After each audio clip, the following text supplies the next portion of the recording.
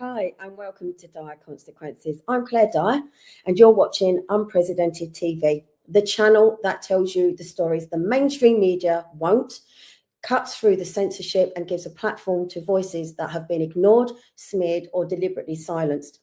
On today's episode, I'm joined by someone who took part in direct action against ULEZ, something I know all about, including the blocking of the camera vans, but was unfortunately arrested and was ultimately found guilty of damaging a ULEZ camera. According to the dominant narrative, that makes them a criminal, a danger to society, someone outside the bounds of respectable protest. But narratives are powerful things, especially when they're repeated often enough by the media, politicians, and institutions with something to protect. We're constantly told that ULEZ enforcement and private security, the ULEZ security thugs, as we know them as, are simply upstanding members of the community just doing their job, while those who oppose ULEZ, like myself, are portrayed as reckless, aggressive, or extreme. So tonight, we're going to interrogate that framing. Who decides what counts as lawful, moral, or justified? Who gets labelled a threat and who never does? This isn't about glorifying destruction or pretending actions don't have consequences. It's about understanding why people reach breaking point, what leads ordinary individuals to resist, and whether the story we're being sold about ULEZ and those who oppose it actually holds up under scrutiny. So I'd like to welcome today Phil, known as Fan Hunter. Good evening, Claire. Hi, how are you? I'm good. How are you? I'm okay. We're going to be talking about probably one of my most favourite subjects. And I'm sure, ULEZ, the dreaded ULEZ, or what is the scam is ULEZ, and what we all absolutely hate. Yeah, definitely. Yeah. And obviously our paths have crossed over the course of time with protests back in the day. Obviously, there haven't been protests for actual, high profile protests for some time. But you have a story in your for yourself, don't you, that you want to get out there as far as you possibly can. Yeah, definitely. So tell me how it started for you. I'm sure ours will be similar. It started for me when I lost 90% of my business through the first ULEZ expansion, when they expanded it out to the North and South Circular. I was doing property maintenance in Kensington and Chelsea. And when they expanded it, because I didn't have a ULEZ compliant vehicle, I lost 90% of my business. So I started a workshop-based business in Northwood. And then lo and behold, they expanded it out to Northwood. So I lost that as well. And I think, like you, that happened to a lot of people, and they're the people that they don't want you to know about or to talk about, and the hardships that people actually did generally go through. Your vehicle wasn't compliant, was it? No, it wasn't compliant. And, for the sort of 3-month run up to the ULEZ being expanded, vehicle prices just went sky high. I couldn't afford a ULEZ compliant vehicle. The price had trebled. And, I'd spent all my money setting up a workshop, and I just couldn't afford it. I lost, I had customers refusing to use me because I didn't have a ULEZ compliant vehicle because they didn't want to pay my ULEZ fines. So, it just destroyed my business. I heard that happen to a lot of people, especially those who would say delivery drivers for independent businesses. They were having to put the ULEZ on top of their delivery charge. So delivery charge going up, and customers didn't like that. They didn't want to pay the extra charges. No. And yet for a lot of small businesses, just that extra cost per day was just financially too much to be able to survive. And people don't realise that, because I think when you say £12.50, you don't really think of it as being that much. But when you times that by 5 or even 7 times a week, 365 days a year, that's a lot of money. And people can see, obviously, that was the original Les. and then in the pink was where they expanded out to. And right at the bottom of the map, you can see where I am, and you're just Top above left. the bridge, aren't you? Yeah, top left. Yeah. So, well, also what a lot of people don't realise, because we come under Greater London, they think of London as being a city, like the centre of London, when actually I know kind of where you are, and a lot of Greater London, especially for me, we're surrounded by countryside and farmland and country lanes, and people don't realise that. So obviously, like many, and obviously for you, it made it impossible for you, really. I mean, I live on a farm, Claire, right on the edge of the ULEZ zone. But I mean, even to get just under a mile to my local shop would have cost me £12.50. Yeah, that's even if I, buying a pint of milk was £12.50 before I even paid for the milk. Yeah, that's just daylight robbery, isn't it? Yeah. So, I mean, obviously, I know a lot of the story because, like you, all of Greater London ended up with the dreaded camera vans, didn't we? Yes, we did. We did. I do laugh about it because so many of us have said we actually miss those days. We do. They were good days. I made some really good friends in the band days. So why did you decide to go and block the camera vans? A friend of mine, her mum lived in a block of flats which was primarily for elderly people, and there was an 86-year-old man. 2 or 3 days after ULEZ started, he had to go the 2 miles to a hospital, and he just couldn't afford the £12.50, so he decided he was going to walk to the hospital. And bless him, he collapsed and died on the roundabout outside Northwick Park Hospital, because ULEZ, when it started, it was during the sort of 3 or 4 hottest days we'd had that year. And he died from heat stroke outside the hospital. And when I heard that, that grated on me. And that was when I decided I had to do something. I'd moved to London, and I was going to defend London like my home. I'd made it my home. That's what I was going to do. And just tell me about this picture here. That was the first van I ever blocked. I'd got in touch with somebody on Facebook. I'd seen Matt's videos, and this person put me in touch with Matt, and this van appeared about a mile from my home. And I rocked up there on my own, never done it before, stood there with my sign in front of the camera. I didn't even have a stick long enough to stand it on the floor, so I had to hold it up. And I met Matt, and that was the start of my ULEZ journey. See, I can remember my first van as well, and I can remember hearing that one was literally just around the corner from where I live, and I'd been speaking out for some time anyway, and saying people need to do something. And I'm pacing around my lounge, and I've just found out there's a van down there, and I'm thinking, oh, I'm too scared to go down there. And I thought, what am I doing? What am I doing? I can't be telling other people to get up and do something if I'm not prepared to go and do it myself. I've got to put my money where my mouth is. So I go, that's right. Yeah. And not expect. I didn't know what to expect. And there's this van there, and there's a couple of guys standing there, and I'm thinking, oh, I don't know, who are these people? And I nearly decided to just walk past and go to the shops. And I thought, no, do not chicken out, because there was no one else there. It was just me. Yeah. And I very quickly found out that they had security. And I think that was the first of many lies, because I remember a statement coming out from TfL saying that they only put security on the vans once they'd been vandalised. Yet this was right at the very, very beginning. I think it was like day 3 after they had it had been rolled out, August 28th, 29th, wasn't it? 2023. Yeah.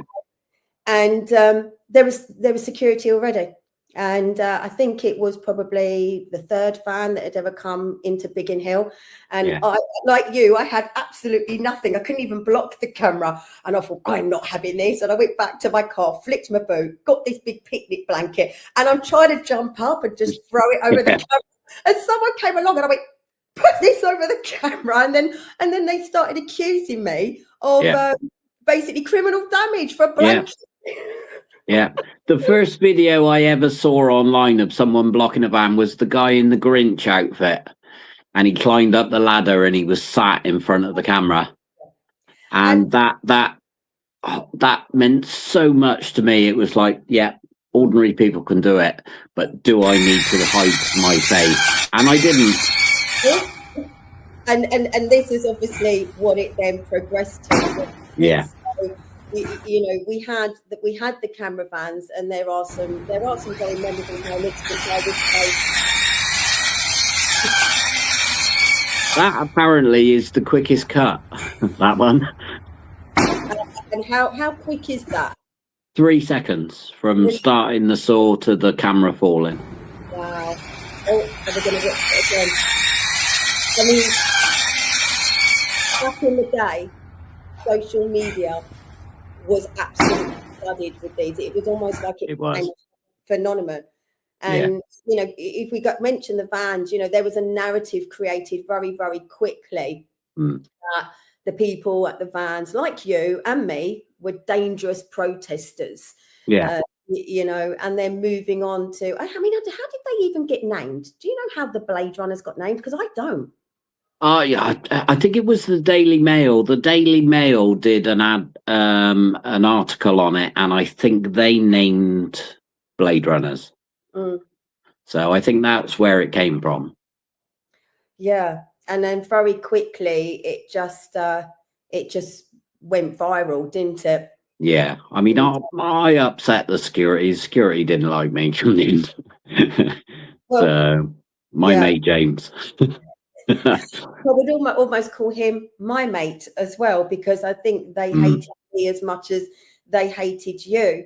And this was the thing. They, you know, when they're in a professional position, like they were, you know, as security contracted to TfL, claiming to be TfL representatives, the kind of narrative was that, and the programming was that they, you know, they were above board, they were doing a job. But actually we know different, don't we? Yes, definitely. I mean, definitely. Some of your experiences with the security, because I know that obviously I was harassed and threatened.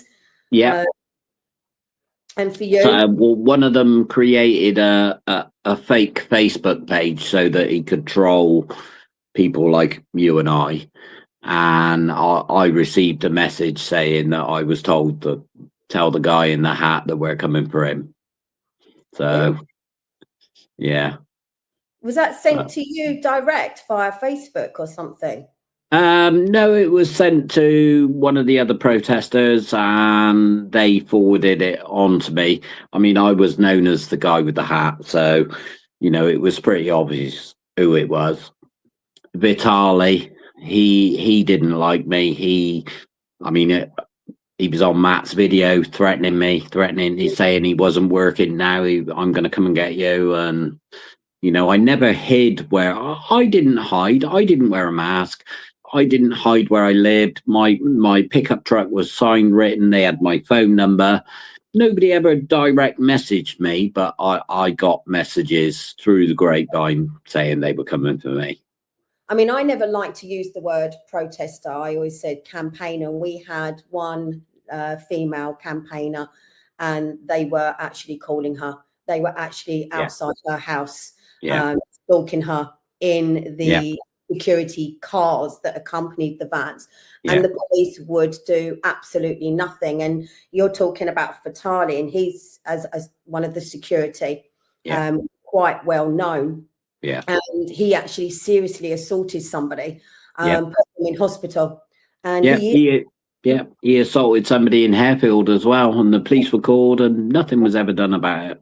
And even after the police were investigating this, he was still allowed to work on ULEZ as security. And he actually assaulted one of our female blockers as well by pushing her into the road twice. And the mainstream media don't even want to really know about this. I mean, right at the beginning they did, and they kind of called them ULEZ thugs. But then after that, it was like it just disappeared. It got buried because it didn't suit the narrative. Yeah, the rules didn't apply to them. You know, the SIA license had to be on display. They never displayed it. Still don't. You know, they always used fake names. Occasionally, we found out who they were, their real names, but you know, it was just unbelievable, and they weren't necessary because there was never that threat to anybody there. There was never a threat to anybody that drove the vans. There was never a threat to anybody that installs the cameras. The security were the bugbear. Yeah. So Yeah, I think they antagonized. yeah, They definitely escalated situations rather than de-escalating them. And I've always yeah, felt that there has and still is a narrative that they want to push yeah, because you know, moving on. I mean, you've obviously just recently been found guilty, haven't you, for damaging yeah, ULEZ cameras? yeah. You want to tell me a bit about that? I went out and I burnt the lens on a camera. Well, I say the lens, the plastic lens cover. TFL tried to spin it that I destroyed 2 cameras, and they put the value at £16,000, which was enough to send it to Crown Court to get a stiffer sentence, you know, and the prosecutor, I had to sit there and listen to the prosecutor saying, well, that, you know, the minimum sentence for this is 4 months, you know, and it was, and I challenged them to prove the value, and they couldn't do it. First time they doubled down and they said, no, it's £16,000 for 2 cameras.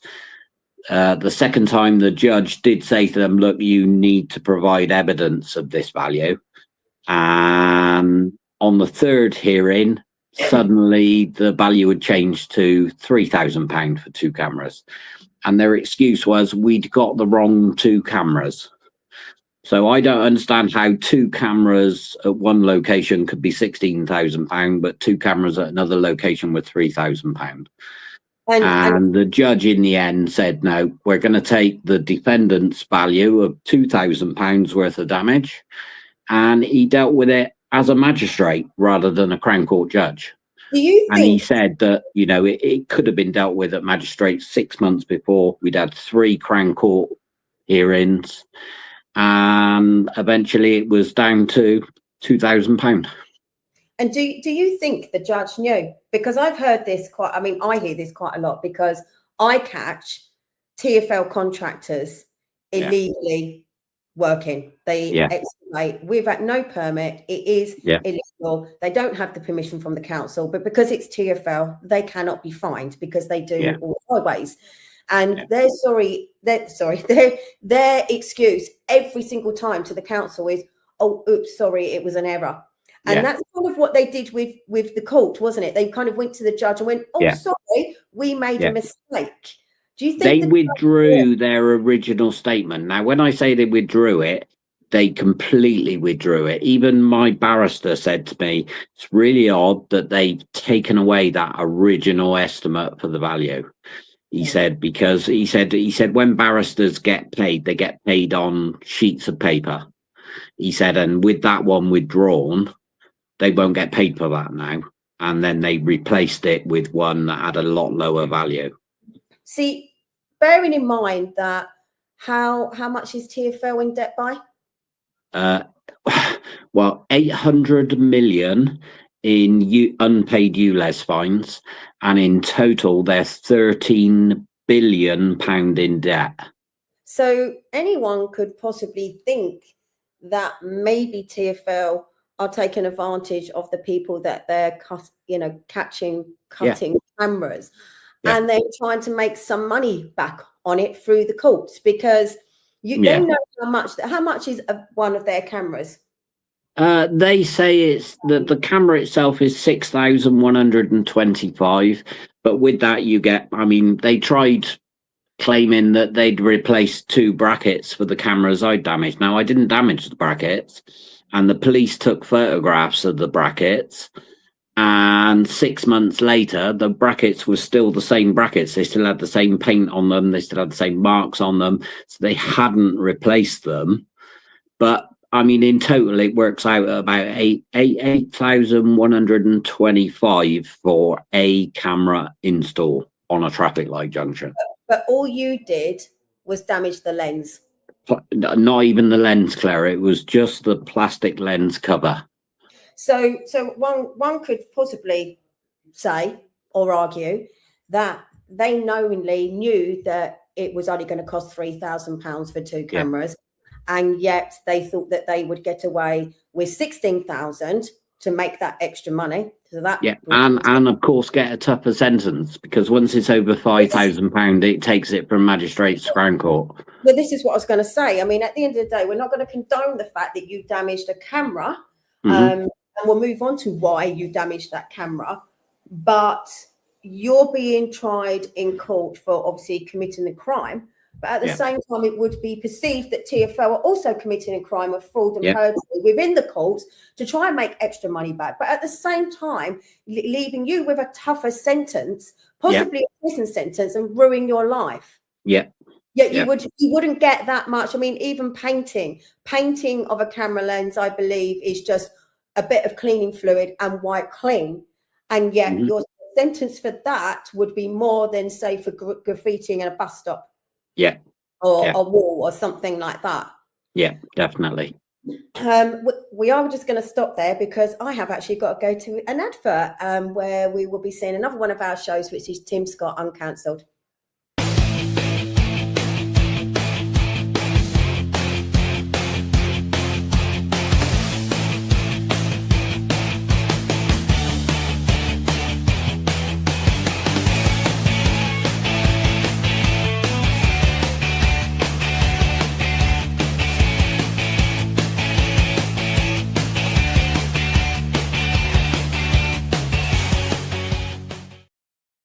And that was Tim Scott with Uncancelled, another one of the shows you can see here on Unprecedented. And I'm here talking with Phil, known as Fan Hunter. That's what I always knew you as, actually, was Fan Hunter.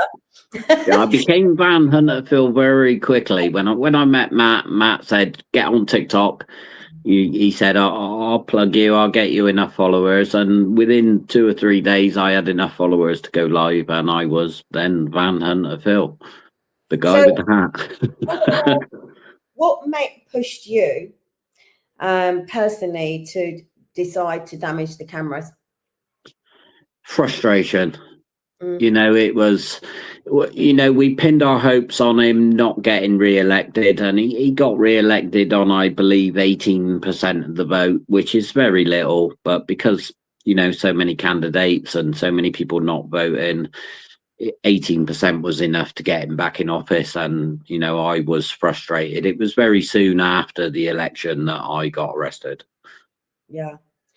Because I think I've always said that the way I can understand it and justify it is, the simple fact is, it has ruined so many people's lives. Just ULEZ. Well, the way I looked at it, when ULEZ first started and that 86-year-old man died, the way I looked at it was the same amount of people had died because of ULEZ as the reason for ULEZ. And actually, trying to base it all on air quality when, we've all said this a million times, and I don't think you can't keep saying it, the tubes. No. Yeah, the tubes, they're awful. I avoid the tubes as much as possible. They're just awful. You come out of there and blow your nose and it's just black soot. Yeah. And readings have been done. And, it, in my opinion, it comes down to common sense. And some people just don't want to see that actually it makes no sense whatsoever. No. And I think, like you, there was probably many other people, because this whole thing about conspiracy and, people talk about the Bladerunners like it's some kind of organization. But the way I saw it was that it was individual people at different times, as when ULEZ came in, that reached their breaking point. And it was like, this is a tax on the poor. It's a scam. It's unjust. It's unfair. It's the public consultation. Probably 80 to 90% of people in Greater London were against it. And I think people just reached breaking point, really. Yeah. Okay? Yeah. So I mean, I know people that live outside the zone but worked in the zone, and they didn't get a say in the consultation. well, exactly, and it obviously has affected a lot of the people that were outside the zone. And I know, where I live, a lot of local businesses, your car could be compliant and you could drive around, but if you had a local business, it stopped a lot of people now coming into the zone to spend money. So it affected their business anyway. Yeah. And people don't look at the wider picture of how much it actually affected people. Mm. And as I say, like you had a breaking point. You went out and stopped the camera fans and blocked them, and then obviously, through absolute sheer desperation, I think. Yeah. I mean, once the vans went, it was right. We're still not stopping this by just getting rid of the vans. That was one of the problems. But and that was why I went on to do what I did. I was frustrated. I was annoyed. I just felt it was such an unjust system for something that they said was for clean air, and it wasn't. Never about clean air. No, and there's been another case just recently that was in the papers, which I think people remember it as being the Sid Cup bomb. Do you remember that? It was Yeah. I believe. And he's just obviously been found guilty on a 2-week trial for damaging a box. But there was two individual people involved in that, I believe. One actually went earlier in the day and cut the camera down, and he later in the day, apparently, he pleaded not guilty, and did damage the box, which kind of doesn't make sense because the camera was already down. So but we found with that TfL were claiming for damages for both. So the total damage costs for both the camera, the pole, and the box, they were claiming those damages in both court cases. Yeah. Which is surprise me. Which is exactly what they did with you. And this is one of those boxes, isn't there? That is one of those boxes. Apparently that one was run over, apparently. Run over? Yes, somebody ran it over. Well, then you've got the whole other side of it, the legal side, where obviously we still see the security, where we legally block the installs of these electrical boxes. And you could probably explain what they are a bit better than I can. Well, the boxes get damaged beyond repair. They have been set on fire. They've been pulled out of the ground. They've been kicked over. UK power networks have to come out and disconnect them. And of course, then consequently, the TfL need a permit to reinstall it. Yeah. And I'm quite happy to admit I'm one of the ones that will go and sit at that box all day and stop them installing it again. So we outside of where I live, we have a few of them, but in Biggin Hill, they never ever even managed to get the boxes in the first place. So for a long time, we had permit sites, on the side of the pavement, where they wanted to come and actually put one in. But because we knew that's what they were coming to do, we'd just stand there and drink tea and coffee. Definitely. Yeah. And it's been a combination of both, really, hasn't it? That I think has kind of kept it at bay. Because how many cameras have you actually got in and around your area? A lot less than there should be. I mean, Harefield is completely ULEZ free. Right. So that's a good result. There should be 9 cameras in Harefield, and there's none. There's no signs, no cameras. I can get from my home to the A40 without going through any ULEZ cameras. Wow, that's kind of similar to what it's like down here, and that's actually most of that now. It's legal, isn't it? I mean, we regularly have the police out to us. I mean, I've seen 3 police cars come out to me, sat at the box, stopping them installing. You know, and it's I was frustrated one day because I know of a 90-year-old man who'd rung the police. People said and no. told them that he thought someone was trying to break into his house, and it took them 48 hours to turn up. Said no. I think this is one of these videos playing of a camera. No. I think this is one of your videos that you took, actually. Yeah.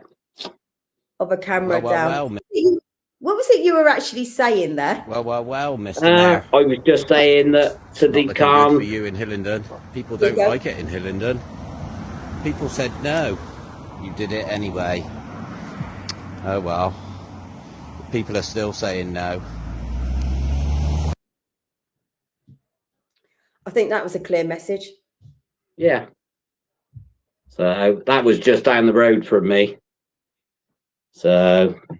Well, that's the thing. The people did say no, and they went against the public consultation, which, you know, it kind of makes you feel, do we actually even live in a democracy anymore? Yeah. I mean, the people said no, and he did it anyway. You know, what was the point in the consultation? He bought the cameras before he did the consultation, Claire. Yeah. Yeah. And I believe actually all he did was just implement it, but it goes back to the Conservatives and it goes back to Boris Johnson. Yeah, but Boris Johnson didn't implement it. You know, he looked at it, but Sadiq Khan, and then he expanded it. Oh, as you say, Sadiq Khan's ULEZ expansion. Bromley Council measured no overall lowering and expended the £12.50 daily charge zone last year. That was in September 2024. Yeah. I mean, you know, you've only got to watch him in the GLA to see that he lies about absolutely everything. He doesn't want to answer questions. He didn't want to. I mean, Thomas Turrell, who is a Conservative GLA member for here, he actually wanted proper vetting of the security after all the assaults. And they basically voted against it. He asked for a proper complaints procedure because you can't even go through the SIA. And especially if they're not wearing their SIA badges, how can you even make a complaint? Because you don't know who you're making a complaint against. So they always knew they were protected, and they voted against it. Yeah, it was just, as I say, a narrative constantly being pushed out that people like you are dangerous protesters, even myself. And yet the people that are actually representing TfL are probably committing more crimes than the likes of you and people like you. Yeah. You know, and going back to what you were saying about, you know, the police being called out. I mean, you also stand at the side of the road and stop, I say stop installs, but no one turns up, do they?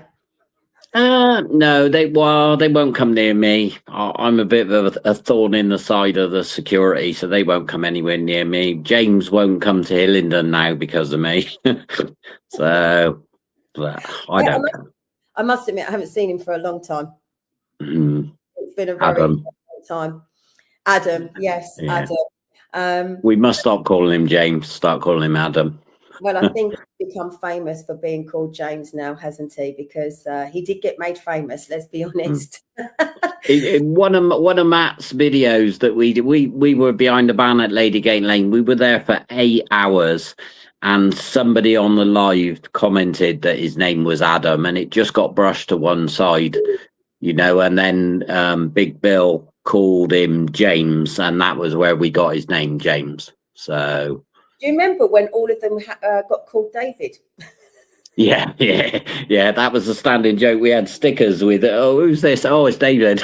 Yeah, I remember that. Because, you know, who in that position would get away with their grandfathers? They're not going to do it.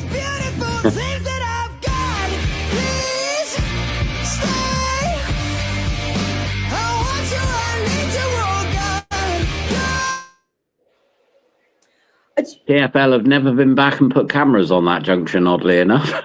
Really? No, nor that junction. I mean, I think telling the traffic light people got a bit peed off with it, and they said to them, look, if it happens too many times, you're not putting the cameras back.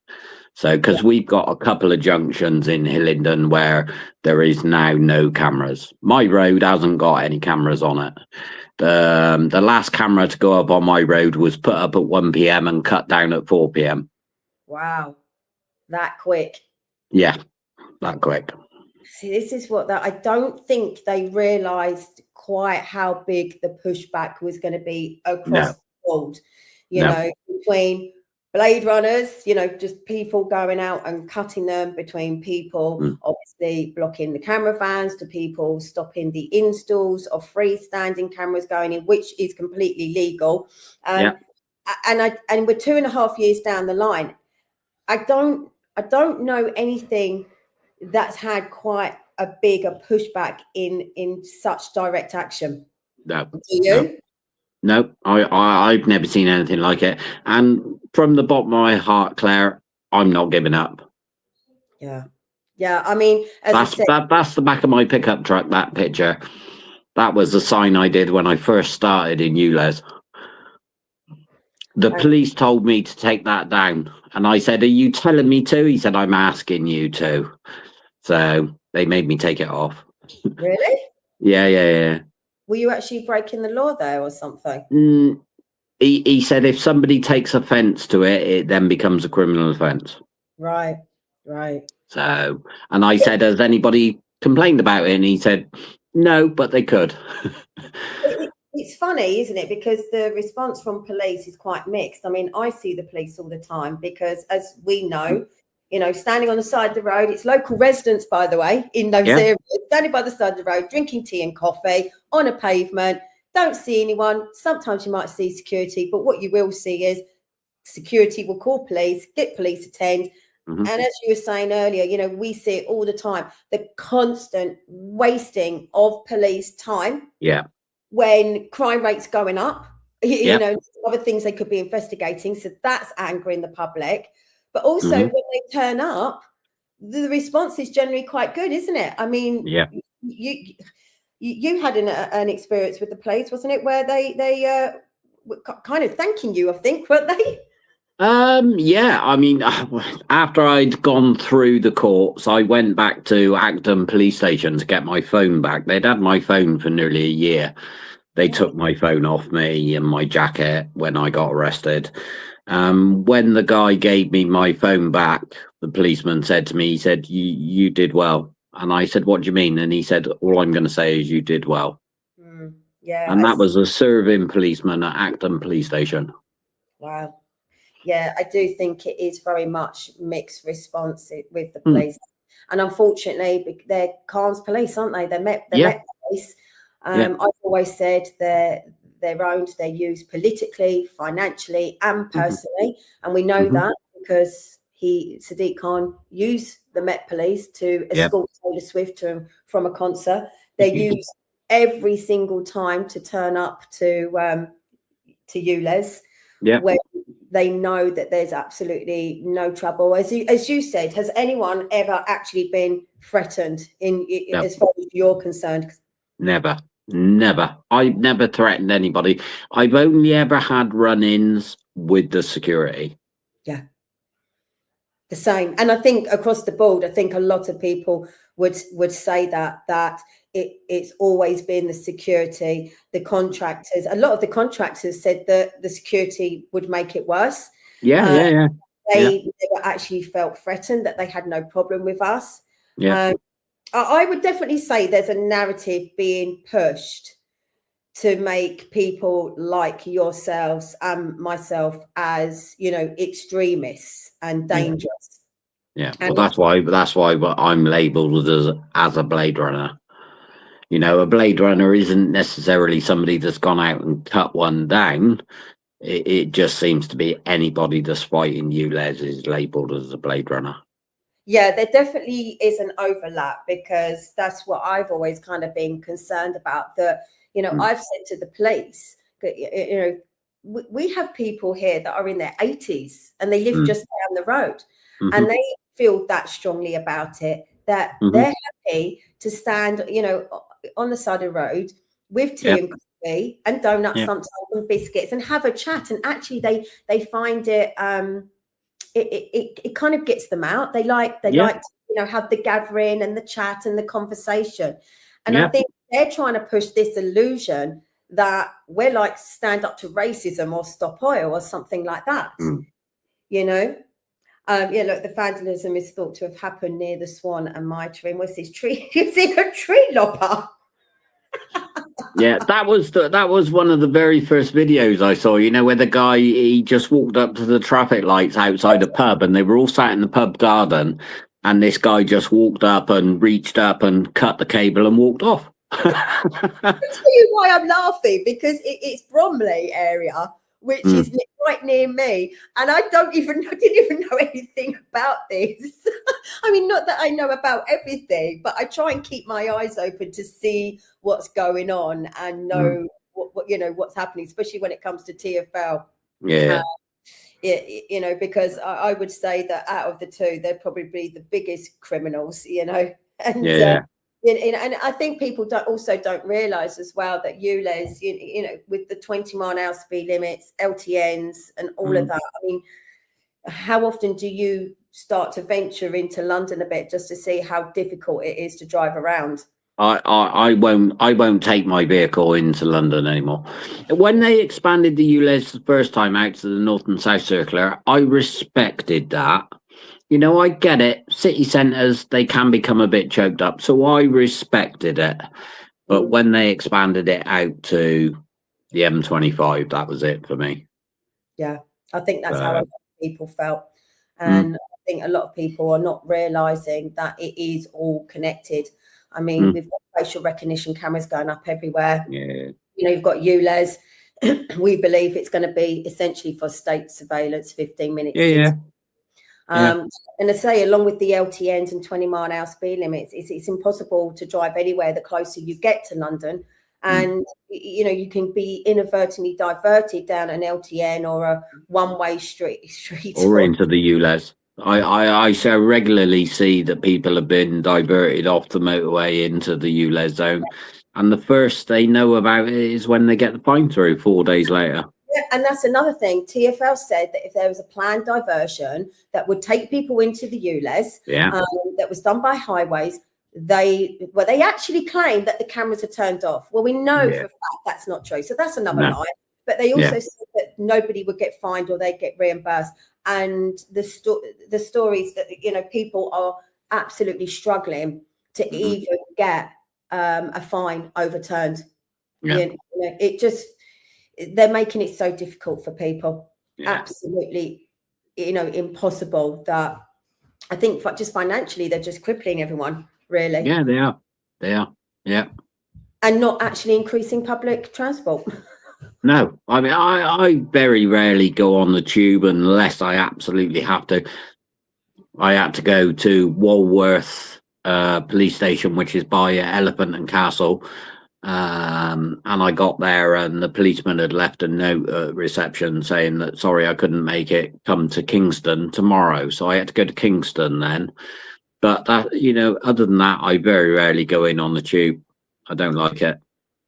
Well, we have actually run out of time, but I think you've made a point there that, you know, you won't use certain transport, you don't travel into London with your van, and it does feel that it is very much about restricting people's movements through their own personal circumstances. And I can't believe we've run out of time. I was enjoying that. I know, there's so much we could talk about with this. I know we our paths have crossed occasionally, but this is the first time we've ever been able to sit and have a proper chat. Yeah, and I think we'll probably have to do it again and move on and get into details with some of the things, some stories about security, because there's some funny ones that we can share. Definitely. Thank you for coming on. You're welcome. Thank you very much for having me. You're welcome. All right. So I want to say thank you to Phil for coming on today's show and for being willing to speak openly about his experience. Whatever people think about ULEZ or the actions he took, it's important that these stories are heard directly, not filtered, not caricatured, and not reduced to a headline. This conversation isn't about telling anyone what to think. It's about understanding the human reality behind protest, the pressures that led people to take the risks like Phil did, and the consequences that unfortunately follow when ordinary individuals challenge policy and power. So I thank Phil for his honesty, his time, and for being prepared to put his name and story out there. So if you care about civil liberties, about the right to protest, about who really holds power and who pays the price when that power is challenged, then these conversations really do matter. This is why you should be watching Dire Consequences, not for easy answers, not for comfortable narratives, but for the truth in all its complexity, the kind that doesn't fit neatly into a headline or a government press release. And more importantly, make sure you like, follow and subscribe to Unprecedented TV, because the only way we can continue to bring you the stories that they don't want you to hear, the voices they would rather silence, and the information they hope you never question is with your support. So please do follow us. Thank you. And I'm Claire Dyer, and this is Dire Consequences.